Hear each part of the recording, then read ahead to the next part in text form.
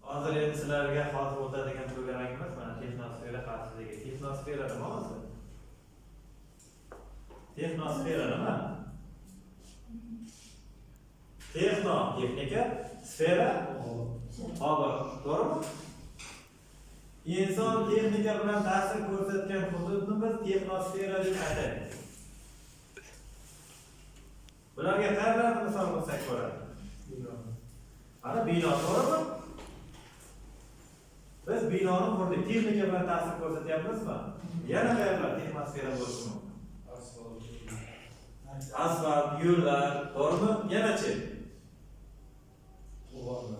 To'g'onlar. Bularning barchasi texnosfera hisoblanadi, to'g'rimi? Endi texnosfera xavfsizligi mana shu faoliyat jarayonimizda xohlaymizmi yo'qmi? Texnosferada bilan nima kontakt aloqada bo'lamiz. Chunki mana binodamiz. Uyga borish uchun ko'chada yurishimiz kerak. Uyimiz ham, to'g'onlar ham, hokazolarni misol qilishimiz mumkin. Xavfsizligi degani, endi mana shu barcha xavflarda insonlarning xavfsizligini ta'minlash hisoblanadi. Texnosfera xavfsizligi mana shu. Va ekologik madaniyat bor. Ekologik madaniyat bugungi kunning dolzarb masalalaridan biri hisoblanadi. Nima uchun? Chunki yildan yilga nima qilyapti? Havo ifloslanib boryapti. To'g'rimi? Yog'ingarchiliklar kamayapti.